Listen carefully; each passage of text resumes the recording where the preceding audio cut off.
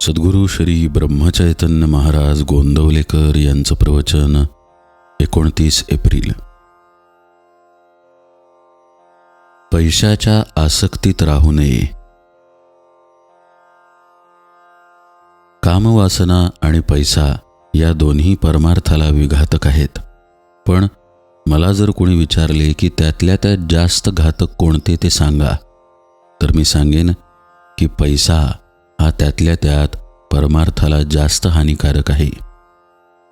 पैसा हा भगवंताची निष्ठा फार कमी करतो. भगवंताने आपल्याला पैसा दिला आहे, तो आपण सत्पात्र आहोत म्हणून का दिला आहे?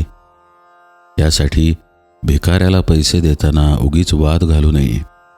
तसे करणे म्हणजे काही न करण्याची बुद्धी होय. एखादा त्यागी मनुष्य सर्व देईल पण स्व देणार नाही.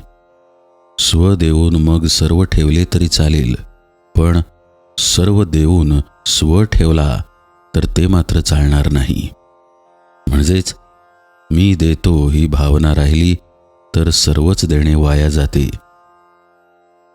मुख्य म्हणजे त्यातली वासना गेली पाहिजे, तर खरे सुख लागते. देह हा पाया धरून त्यावर इमारत बांधू लागलो तर इमारत पक्की कशी होणार? मी माझा देह म्हणतो, पण ताप येणे न येणे, इजा होणे न होणे हे आपल्या हातात आहे का? मी माझे रक्षण करीन असे म्हणतो, पण वाटेत ठेच लागून पडल्यावर लोकांनी मला घरी आणावे लागते. म्हणजे जीवित किती परस्वाधीन आहे.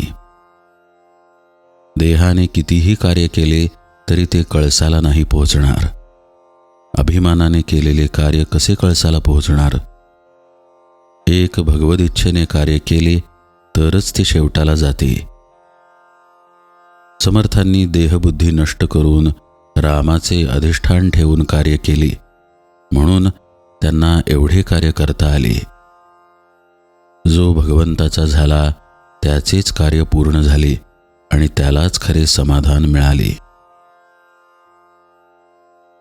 राजाच्या पोटी आलेले देखील भिकारी होऊन जातात. मग मी संपत्तीचा कुठे गर्व करावा? पैशाने प्रेमात बिघाड येतो आणि अगदी जवळचे नातेवाईक सुद्धा दूर होतात. मी खरे सांगतो, पैशाच्या आसक्तीत तुम्ही राहू नका. ही आसक्ती नाहीशी करण्याचा सोपा उपाय म्हणजे संत समागम हाच होय. आज खरे संतच कुठे आहेत असे आपण म्हणतो, पण आम्हाला संत भेटावा ही तळमळच खरी लागलेली नसते. संतात संतपणा दिसत नाही याचे कारण आमच्यात तळमळ नाही. सत्ययुगात जो राम होता तोच आजही आहे, पण माझा भावच कमी झाला, त्याला काय करावे? संतांना आपण खोटेपणा देतो, पण माझा भाव शुद्ध नाही हे नाही जाणत.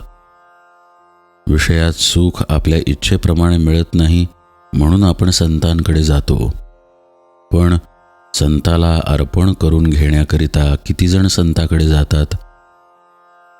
देवाकरिता देवाकडे जाणारे किती बरे निघतील?